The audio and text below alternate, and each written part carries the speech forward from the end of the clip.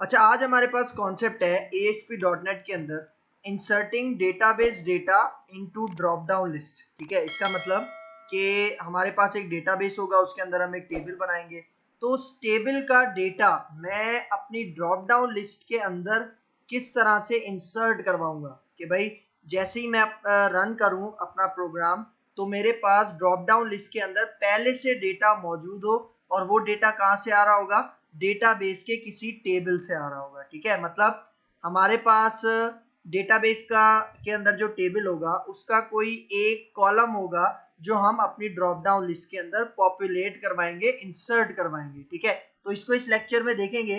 तो मैं यहाँ पे आ जाता हूँ अपने विजुअल स्टूडियो में। ठीक है, तो यहाँ पे आते हैं, न्यू प्रोजेक्ट क्रिएट करते हैं। ठीक है, तो यहाँ पे आते हैं, विजुअल सी शार्प सेलेक्ट करते हैं और फिर वेब पे आता हूँ और ASP.NET वेब एप्लीकेशन, और यहाँ पे मैं इसका नाम रखूंगा पॉपुलेट डेटा इन ड्रॉप डाउन। ठीक है, मेरी एप्लीकेशन का नाम है, ओके करते हैं।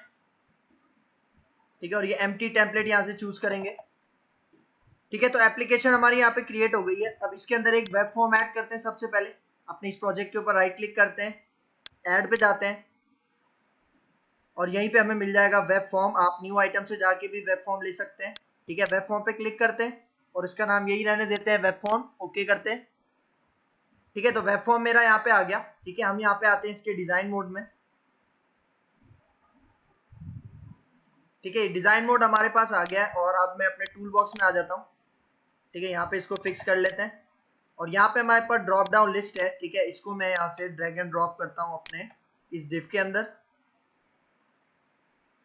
ठीक है, और यहाँ पे आते हैं, इसका थोड़ा सा हम साइज इंक्रीज कर लेते हैं।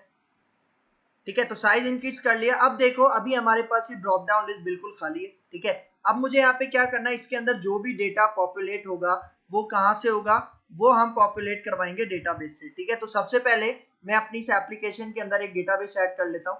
तो यहाँ पे आते हैं, अपने प्रोजेक्ट के ऊपर राइट क्लिक करते हैं, ऐड में जाते हैं और फिर न्यू आइटम। ठीक है, और यहाँ पे आते हैं, विजुअल सी शार्प सेलेक्ट करते हैं, फिर डेटा सेलेक्ट करना है और यहाँ पे आपको मिलेगा एसक्यूएल सर्वर डेटाबेस। ठीक है, तो यहाँ पे आके मैं जो डेटाबेस बनाऊंगा उसका नाम मैं रख लेता हूँ एम्प्लॉय डीबी। ठीक है, एम्प्लॉय डीबी, और ऐड करते हैं इसको। और देखो, जब भी हम डेटाबेस ऐड करते हैं तो हमारे पास वो जो डेटाबेस होता है वो एक ऐप डेटा के फोल्डर के अंदर ऐड होता है। ठीक है, तो यहाँ पे आके उसी की परमिशन मांग रहा है, तो मैं येस के ऊपर क्लिक करता हूँ। ठीक है, तो हमारे पास यहाँ पे एक ऐप डेटा का फोल्डर ऐड होगा और उसके अंदर हमारे पास ये जो डेटाबेस हमने बनाया एम्प्लॉय डीबी वो इसके अंदर ऐड हो जाएगा। ठीक है, तो देखिए हमारे पास यहाँ पे डेटाबेस बन चुका है। ठीक है, अब मैं आ जाता हूँ अपने व्यू के टैब में जाते हैं और यहाँ पे सर्वर एक्सप्लोरर। ठीक है, तो यहाँ पे देखो एम्प्लॉय डीबी के नाम से जो डेटाबेस अभी हमने बनाया यहाँ पे आ गया है। ठीक है, इसको एक्सपेंड कर लेते हैं। ठीक है, टेबल्स में आते हैं। अब टेबल्स के ऊपर फोल्डर के ऊपर मैं राइट क्लिक करता हूँ और मैं यहाँ पे आता हूँ, सेकंड ऑप्शन चूज कर लेता हूँ, न्यू क्यूरी, क्योंकि मेरे पास एक टेबल है और उसके अंदर कुछ रोज इंसर्ट करने की क्यूरी मेरे पास ऑलरेडी लिखी हुई है, तो मैं जल्दी से उसको एग्जीक्यूट कर लेता हूँ। ठीक है, तो ये मेरे पास क्यूरी विंडो आ गई। अब मेरे पास एक क्यूरी यहाँ पे रखी हुई है। ठीक है, एम्प्लॉय के टेबल के नाम से एक क्यूरी है और उसके अंदर कुछ रोज इंसर्ट की हुई है, तो ये मैं यहाँ से कॉपी करता हूँ। ठीक है, और यहाँ पे आके इसको पेस्ट कर देते हैं। ठीक है, तो एक क्यूरी यहाँ पे ऐड हो गई है। अब देखो, यहाँ पे एम्प्लॉय का टेबल है जिसमें आईडी है, आईडी ऑटो इंक्रीमेंट है। ठीक है, आइडेंटिटी लगाया हुआ है, फिर इसके अंदर नेम का कॉलम है, जेंडर है, एज है और सैलरी है। ठीक है, और इसके अंदर मैंने यहाँ पे कुछ रोज पहले से इंसर्ट की हुई है। ठीक है, और यहाँ पे आके अब इसको मैं रन पे क्लिक करता हूँ, यहाँ पे एग्जीक्यूट करते हैं ताकि टेबल बन जाए और इसके अंदर रोज भी इंसर्ट हो जाए। तो देखो ये रोज अफेक्टेड हो गई। ठीक है, और अगर अब मैं यहाँ पे आऊँ और आपको टेबल्स का फोल्डर एक्सपेंड करके दिखाऊं तो यहाँ पे हमारे पास एक टेबल आ जाएगा एम्प्लॉय के नाम से और उसके अंदर कुछ रोज भी मौजूद होंगी। ठीक है, तो ये एम्प्लॉय का टेबल आ गया, इसके ऊपर राइट क्लिक करते हैं और शो टेबल डेटा करते हैं।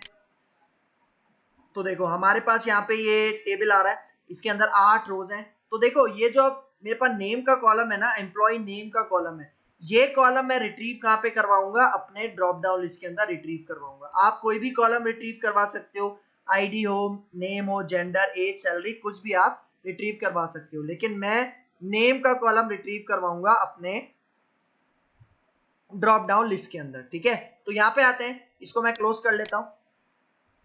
और ये जो क्यूरी विंडो है इसको भी क्लोज कर लेते हैं, और इसको मैं सेव नहीं कर रहा तो नो कर देते हैं, ठीक है। और अब यहाँ पे आते हैं, देखो हमारे पास डेटाबेस बन गया है, टेबल भी बन गया है। तो अब सबसे पहला काम क्या करना है, हमें कनेक्शन स्ट्रिंग बनानी है। तो कनेक्शन स्ट्रिंग बनाने के लिए मैं आ जाता हूँ अपनी वेब कॉन्फ़िग फाइल के अंदर, ठीक है। तो ये हमारे पास वेब कॉन्फ़िग फाइल ओपन हो चुकी है, ठीक है। अब यहाँ पे आते हैं इसके कॉन्फ़िगरेशन के टैग के अंदर, ठीक है। यहाँ पे आते हैं, नीचे चलते हैं, ठीक है। ये कॉन्फ़िगरेशन का हमारे पास ये टैग है, ठीक है। तो इसके क्लोजिंग टैग के अंदर, ठीक है, मैं यहाँ पे एक टैग ओपन करता हूँ, कनेक्शन स्ट्रिंग, ठीक है। कनेक्शन स्ट्रिंग्स के नाम से एक टैग ओपन करता हूँ, और इसके अंदर एक सिंगल टैग ओपन करते हैं जिसका नाम है ऐड, और कनेक्शन स्ट्रिंग का नाम मैं यहाँ पे रख लेता हूँ DBCS, ठीक है। और कनेक्शन स्ट्रिंग हमें कहाँ से मिलेगी, देखो हमने ये जो डेटाबेस बनाया था अभी, ठीक है। डेटाबेस का क्या नाम है, एम्प्लॉय DB। इसके ऊपर राइट क्लिक करो, इसकी प्रॉपर्टीज में आ जाओ। तो यहाँ पे देखो राइट साइड पे, राइट बॉटम साइड पे आपको प्रॉपर्टीज में नजर आ रहा होगा कनेक्शन स्ट्रिंग। तो यहाँ पे जाओ, ये कनेक्शन स्ट्रिंग कॉपी कर लो, कंट्रोल A करो, फिर कंट्रोल C करो, और ये कनेक्शन स्ट्रिंग आप यहाँ पे पेस्ट कर दो इस कनेक्शन स्ट्रिंग के एट्रीब्यूट के अंदर, ठीक है। तो यहाँ पेस्ट करो, और देखो ये बीच में जितने भी डबल कोट्स हैं ये आप रिमूव कर दो, वरना हमें कंपाइल टाइम एरर मिलेगा, ठीक है। तो ये बीच में जितने भी आपके पास डबल कोट आए ये आप रिमूव कर दो, ठीक है। ये हमारे पास सेट हो गया। और अब लास्ट एट्रीब्यूट हमारे पास होता है प्रोवाइडर नेम, और प्रोवाइडर नेम क्या होता है, हम SQL डेटाबेस यूज कर रहे हैं, तो यहाँ पे हम लिख देंगे system.data.sql client, ठीक है। तो ये हमारी कनेक्शन स्ट्रिंग बन चुकी है। अब मैं यहाँ पे आता हूँ अपने वेब फॉर्म पे, ठीक है, और यहाँ पे राइट क्लिक करते हैं, और राइट क्लिक करने के बाद मैं आता हूँ व्यू कोड में, ठीक है। तो ये हमें कहाँ ले जाएगा, ये जो C# की फाइल है हमें यहाँ ले जाएगा, ठीक है। तो अब सबसे पहले मुझे यहाँ पे कुछ नेम स्पेसेस ऐड करवाने, ठीक है, यूजिंग की मदद से,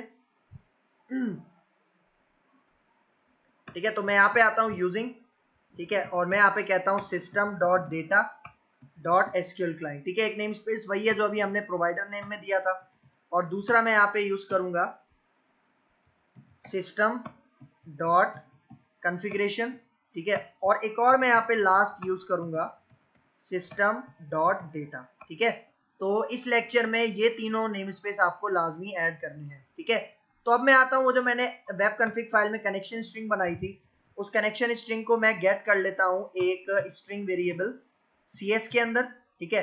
तो ये जो कॉन्फ़िगरेशन मैनेजर यहाँ पे हमारे पास होता है, ठीक है, कॉन्फ़िगरेशन मैनेजर, और ये क्लास हमारे पास कौन से नेम स्पेस में मौजूद है, ये जो मैंने अभी ऐड किया system.configuration, ठीक है। मतलब देखो जो भी क्लास आप यूज करते हो, ठीक है, तो उसका जो भी नेम स्पेस है वो क्या हो जाता है, हाईलाइट हो जाता है, ठीक है। इसका मतलब ये अभी तक जितने भी हमारे पास ये डिम हुए हुए हैं, इसका मतलब इनमें से कोई भी क्लास अभी तक मैंने यूज नहीं की, ठीक है। तो यहाँ पे आता हूँ configuration manager dot connection string, ठीक है। और हमने वेब कॉन्फ़िग फाइल में अपनी कनेक्शन स्ट्रिंग का नाम क्या रखा था, DBCS, ठीक है। और फिर डॉट कनेक्शन स्ट्रिंग की प्रॉपर्टी, तो ये लाइन क्या करेगी, वेब कॉन्फ़िग फाइल से हमारी कनेक्शन स्ट्रिंग लेगी और कहाँ पे स्टोर करवा देगी, CS के वेरिएबल के अंदर, ठीक है। तो एक काम हमने यहाँ पे ये कर लिया, ठीक है। अब मैं यहाँ पे आता हूँ, अब मैं यहाँ पे एक मेथड बनाता हूँ, ठीक है। उसकी रिटर्न टाइप होगी void, मतलब ये कुछ भी रिटर्न नहीं करेगा, और मैं यहाँ पे इसका नाम रख लेता हूँ bind ड्रॉप डाउन लिस्ट, ठीक है। मतलब अपनी ड्रॉप डाउन लिस्ट को मैं बाइंड करूंगा अपने डेटाबेस के टेबल के साथ, तो उसके लिए मैं एक मेथड बना रहा हूँ और सारा काम मैं यहीं पे करूंगा। तो सबसे पहले हमारे पास SQL कनेक्शन, ठीक है, क्लास है, इसका मैं ऑब्जेक्ट बना लेता हूँ कॉन के नाम से, ठीक है। और ये SQL कनेक्शन की क्लास क्या करेगी, ये जो भी हमारा कनेक्शन हम अपनी कनेक्शन स्ट्रिंग से मेंटेन करवाएंगे, उसको मेंटेन करवाने का काम ये SQL कनेक्शन की क्लास करेगी, ठीक है। तो कनेक्शन स्ट्रिंग मैंने कौन से वेरिएबल में रखा था, CS में, तो इस SQL कनेक्शन का जो कंस्ट्रक्टर है इसके अंदर मैं पास कर दूंगा CS, ठीक है, सही है। क्योंकि हमारे पास कनेक्शन स्ट्रिंग हमने कौन से डेटाबेस से बनाया हुआ है, एम्प्लॉय DB से बनाया हुआ है, तो वो कनेक्शन स्ट्रिंग CS के पास है, और CS में किसको पास कर रहा हूँ, SQL कनेक्शन के ऑब्जेक्ट को पास कर रहा हूँ, ठीक है। फिर यहाँ पे आते हैं, अब मैं सबसे पहले एक क्वेरी लिख लेता हूँ, ठीक है। और क्वेरी हमारे पास सिंपल सी होगी, सेलेक्ट ऑल फ्रॉम एम्प्लॉय, ठीक है। हमारे टेबल का क्या नाम था, सेलेक्ट ऑल फ्रॉम एम्प्लॉय, ठीक है। और अब यहाँ पे आता हूँ, अब मैं यूज करता हूँ SQL डेटा अडेप्टर, ठीक है, जो इस क्यूरी को एग्जीक्यूट करवाएगा, ठीक है। और यहाँ पे आके SQL डेटा एडेप्टर, ठीक है। और इसके पहले आर्गुमेंट में क्या आ जाएगा, क्वेरी, और दूसरे आर्गुमेंट में आ जाएगा कनेक्शन का वेरिएबल, ठीक है, सही है। और फिर यहाँ पे मैं यूज करूंगा डेटा टेबल, ठीक है। और ये डेटा टेबल कौन से उसमें था, मतलब देखो ये जो एसक्यूएल कनेक्शन है, एसक्यूएल डेटा एडेप्टर है, ये कौन से नेम स्पेस के अंदर मौजूद है, ये system.data.sql क्लाइंट। और ये जो डेटा टेबल में बना रहा हूँ ये कौन से नेम स्पेस में मौजूद है, ये जो मैंने तीसरा नेम स्पेस डाला था system.data, इसके अंदर मौजूद है, ठीक है। तो अब यहाँ पे आता हूँ, डेटा टेबल का मैं एक ऑब्जेक्ट बना लेता हूँ, ठीक है, सही है। तो देखो डेटा टेबल का मैंने ऑब्जेक्ट क्यों बनाया है, क्योंकि देखो ये जो एसक्यूएल डेटा एडेप्टर है ये क्या करेगा, इस क्यूरी को एग्जीक्यूट करेगा और सारी रोज, ठीक है, जितनी भी रोज उससे मिलेंगी वो हम डेटा के अंदर पास कर देंगे। और फिर ये डेटा हम किसको दे देंगे, अपनी ड्रॉप डाउन लिस्ट को दे देंगे। तो देखो एसडीए के पास जितनी भी क्यूरीज हैं वो अब डेटा को हमें देनी है। तो मैं यहाँ पे एक लाइन लिखूंगा, एसडीए डॉट, एक मेथड होता है फिल, ठीक है, और इसके अंदर मैं पास कर दूंगा डेटा। मतलब देखो जब ये मैंने ऑब्जेक्ट बनाया था डेटा टेबल का तो ये बिल्कुल खाली है, ठीक है। और क्यूरीज किसके पास है, एसडीए के पास है। तो अब एसडीए क्या कर रहा है, एसडीए फिल कर रहा है डेटा किसके अंदर, इस डेटा टेबल के ऑब्जेक्ट के अंदर, ठीक है। अब मतलब डेटा के अंदर सारी क्यूरीज आ चुकी हैं, ठीक है, सारी रोज आ चुकी हैं, ठीक है। तो अब मैं यहाँ पे क्या करता हूँ, मैं यहाँ पे कहता हूँ ड्रॉप डाउन लिस्ट 1, और इसकी एक प्रॉपर्टी होती है डेटा सोर्स, ठीक है। और इसकी डेटा सोर्स को मैं क्या पास कर दूंगा, डेटा, क्योंकि इसी डेटा के पास सारी रोज मौजूद है एम्प्लॉय की, ठीक है। और अब यहाँ पे ड्रॉप डाउन लिस्ट का एक और मेथड होता है डेटा बाइंड, ठीक है। मतलब देखो ये जो डेटा है, सही है, डेटा टेबल का ये जो ऑब्जेक्ट है ये मैं ड्रॉप डाउन लिस्ट के साथ बाइंड करवा रहा हूँ, उसकी डेटा सोर्स को दे रहा हूँ। तो इन दोनों की बाइंडिंग क्रिएट करवाने के लिए कौन सा मेथड मैंने यूज किया है, डेटा बाइंड। अगर आप ये यूज नहीं करोगे तो आपके पास ये जो डेटा है वो हमारे ड्रॉप डाउन लिस्ट को असाइन नहीं होगा, ठीक है। तो अब ये वाला मेथड, ये मैं मेथड कॉल कहाँ पे करूंगा, अपने पेज लोड के इवेंट पे, ठीक है। और पेज लोड के इवेंट पे सबसे पहले मैं एक कंडीशन लिखता हूँ, ठीक है। और वो कंडीशन जो सबको पता है, इस पोस्ट बैक वाली, ठीक है। मतलब ये कंडीशन कब ट्रू होगी, इफ नॉट इस पोस्ट बैक, जब मेरा पेज फर्स्ट टाइम लोड होगा, क्योंकि जब पेज फर्स्ट टाइम लोड होता है तो वो गेट रिक्वेस्ट होती है, ठीक है। तो यहाँ पे जब मेरा पेज फर्स्ट टाइम लोड होगा तो मैं ये वाला मेथड क्या कर लेता हूँ, कॉल कर लेता हूँ, क्योंकि मेरे जो ड्रॉप डाउन लिस्ट के अंदर आइटम्स लोड होंगे वो कब होंगे, वो जब मेरा पेज फर्स्ट टाइम लोड होगा तभी लोड होंगे। उसके बाद जितनी दफा भी पोस्ट बैक होगा उसके बाद ड्रॉप डाउन लिस्ट के अंदर आइटम्स लोड नहीं होंगे, ठीक है। तो तभी मैंने यहाँ पे इस कंडीशन को चेक करवाया, ठीक है। तो अब यहाँ पे आते हैं और इसको रन करते हैं और रिजल्ट देखते हैं, ठीक है। देखो अब हमारा पेज लोड हो गया है, लेकिन अभी देखो एक मसला क्या हो रहा है। देखो अगर मैं ड्रॉप डाउन के ऊपर क्लिक करता हूं तो देखो यहाँ पे क्या हो रहा है, यहाँ पे अभी एक नेम स्पेस रिट्रीव हो रहा है system.data.rowview, ठीक है। मतलब यहाँ पे हमारे पास वो आइटम, ठीक है, मैंने क्या कहा था कि वो जो एम्प्लॉय टेबल के अंदर नेम का कॉलम है वो इधर रिट्रीव होना चाहिए, लेकिन वो रिट्रीव नहीं हो रहा। क्यों, उसकी वजह, क्योंकि हमने कहीं भी जब हम कोड लिख रहे थे तब हमने कहीं भी ये स्पेसिफाई नहीं किया था कि एम्प्लॉय के अंदर नेम का कॉलम डिस्प्ले होना चाहिए, ठीक है। तो ये चीज एक हमें ऐड करनी पड़ेगी। तो हम यहाँ पे आते हैं,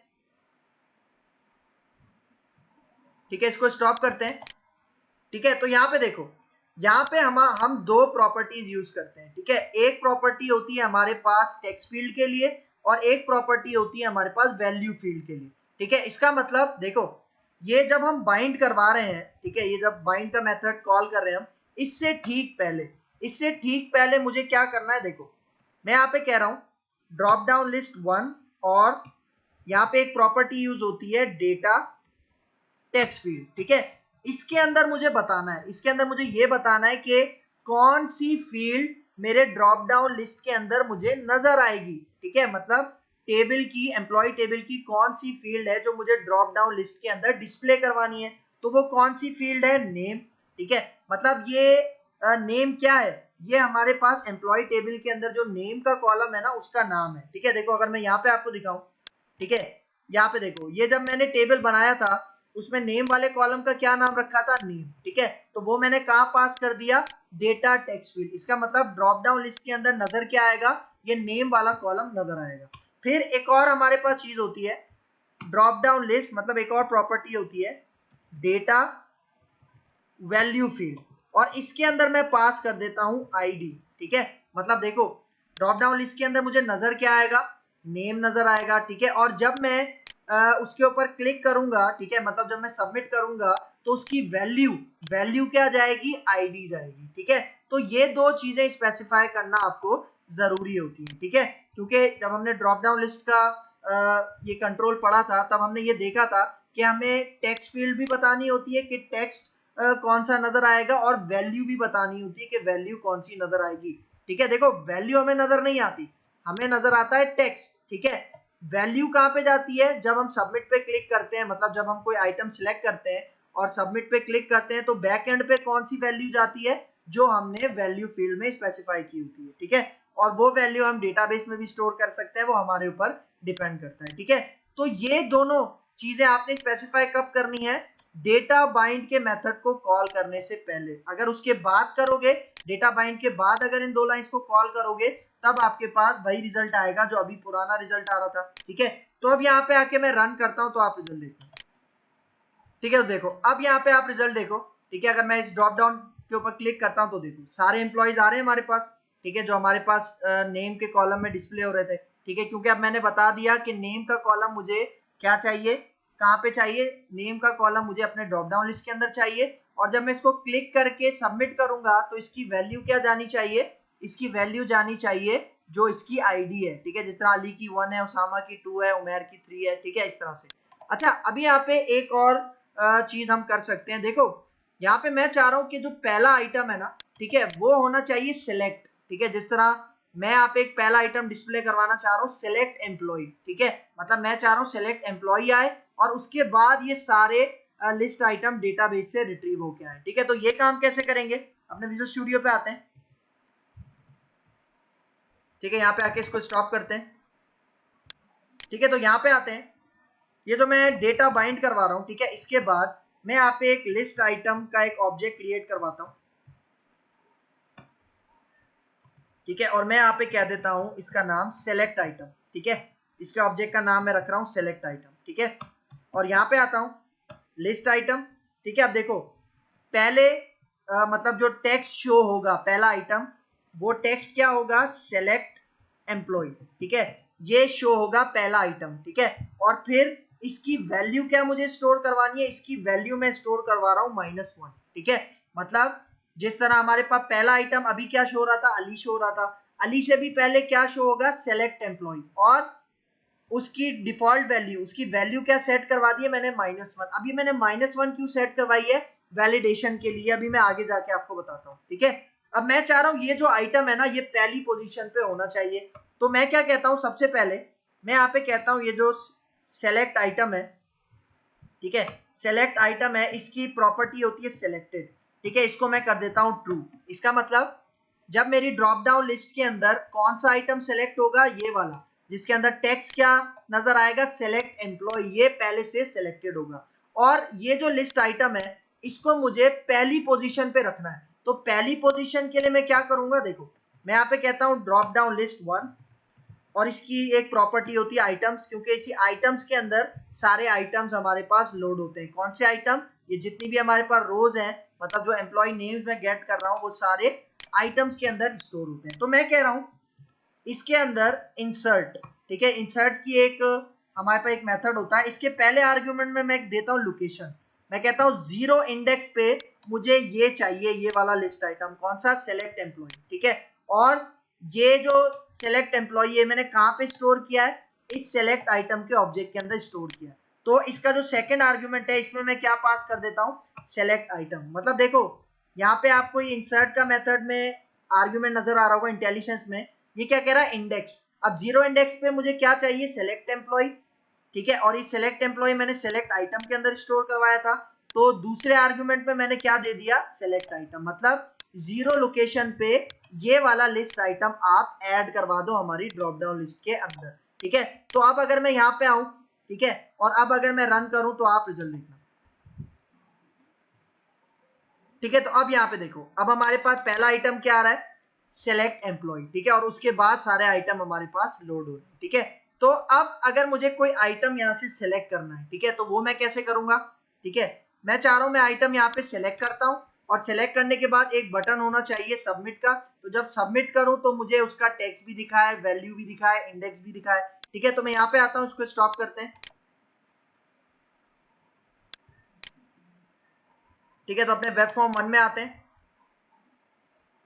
ठीक है, और ये मेरे पास ड्रॉप डाउन लिस्ट आ रहा है, ठीक है। एंटर करते हैं, इसके नीचे मुझे यहाँ पे एक बटन चाहिए, तो टूल बॉक्स में आते हैं, ठीक है, और यहाँ पे मैं ये जो बटन आ रहा है, ठीक है, इसको ड्रैग एंड ड्रॉप कर लेते हैं, ठीक है, इसको ड्रैग एंड ड्रॉप कर लेता हूँ मैं यहाँ पे, ठीक है, और इसका नाम मैं यहाँ पे सेट कर लेता हूँ, बटन का टेक्स्ट हम सेट कर लेते हैं यहाँ पे सबमिट, ठीक है। और अब मैं चाह रहा हूँ जब इस पे क्लिक करे तो मुझे टेक्स्ट भी दिखाए, उसकी वैल्यू भी दिखाए, उसका इंडेक्स भी दिखाए। तो यहाँ पे आते हैं, सबमिट के ऊपर डबल क्लिक करते हैं, इसका इवेंट जनरेट हो जाएगा, ठीक है। और यहाँ पे आता हूँ, सबसे पहले मैं वैलिडेशन लगाता हूँ, ठीक है। वैलिडेशन क्या लगाता हूँ कि जो ड्रॉप डाउन लिस्ट 1 है इसकी सिलेक्टेड वैल्यू, ठीक है, अगर इसकी सिलेक्टेड वैल्यू बराबर है -1 के। अब देखो -1 वैल्यू मैंने किसको दी थी, -1 वैल्यू मैंने, अगर मैं आपको यहाँ पे आके दिखाऊं, देखो -1 वैल्यू मैंने दी थी, ये जो मैंने पहला आइटम बनाया था जिसके अंदर मैंने टेक्स्ट क्या रखा था, सेलेक्ट एम्प्लॉय, और उसकी मैंने वैल्यू क्या रखी थी, -1। इसका मतलब अगर उसकी वैल्यू -1 है, इसका मतलब उसने कोई एम्प्लॉय सेलेक्ट ही नहीं किया, और एम्प्लॉय सेलेक्ट नहीं किया इसका मतलब ये जो ड्रॉप डाउन लिस्ट की सिलेक्टेड वैल्यू होगी वो किसके बराबर होगी, -1 के बराबर होगी। तो अगर ऐसा है तो यहाँ पे एक मैसेज मैं डिस्प्ले करवा लेता हूँ, रिस्पॉन्स डॉट राइट, और यहाँ पे मैं मैसेज डिस्प्ले करवा देता हूँ, प्लीज सेलेक्ट एन एम्प्लॉय, ठीक है। ये मैसेज उसको शो हो जाए राइट, टॉप राइट साइड पे, ठीक है। लेकिन अगर उसने कोई एम्प्लॉय सेलेक्ट किया है तो क्या हो, तो यहाँ पे मैं कहता हूँ रिस्पॉन्स डॉट राइट, ठीक है, और सबसे पहले मैं यहाँ पे एक स्ट्रिंग कॉन्कैटिनेट करवाता हूँ और यहाँ पे मैं कहता हूँ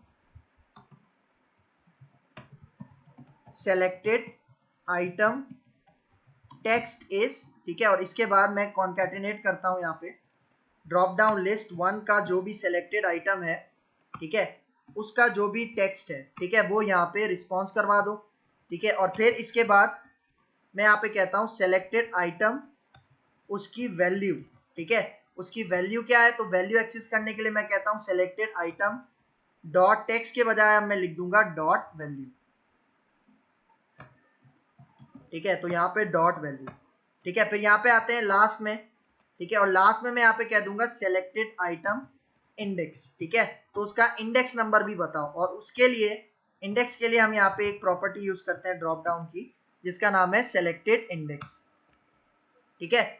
और यहाँ पे ये तीनों, ये जो रिस्पॉन्स डॉट राइट है अलग अलग लाइन में डिस्प्ले करवाना है, तो मैं यहाँ पे क्या करता हूँ, ये जो पहली लाइन है इसके एंड में मैं एक लाइन ब्रेक का टैग यहाँ पे कॉन्कैटिनेट करवा देता हूँ, ठीक है, और फिर यही कोड मैं यहाँ पे वैल्यू के बाद भी अपेंड करवा देता हूँ, ठीक है।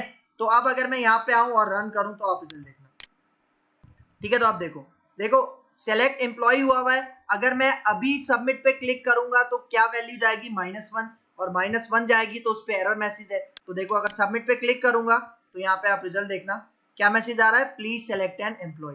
और अगर मैं यहाँ पे आके अब उसामा सेलेक्ट करता हूँ और सबमिट पे क्लिक करता हूँ तो आप रिजल्ट देखना। अब देखो सेलेक्टेड आइटम क्या है, उसामा, और उसकी वैल्यू क्या जा रही है, उसकी आईडी, उसकी वैल्यू है तो वैल्यू क्या जा रही है 2, और इंडेक्स नंबर क्या है 2। अब इंडेक्स नंबर 2 कैसे, क्योंकि देखो ये जो सेलेक्ट एम्प्लॉय वाला आइटम है ये 0 इंडेक्स पे है, अली 1 के ऊपर है, और उसामा कौन से इंडेक्स पे है, 2 पे, ठीक है। यही वजह है कि इंडेक्स भी 2 आ रहा है और वैल्यू भी उसकी 2 है, ठीक है। अगर मैं वैल्यू आपको दिखाऊं, ठीक है, अपने डेटाबेस के टेबल के अंदर,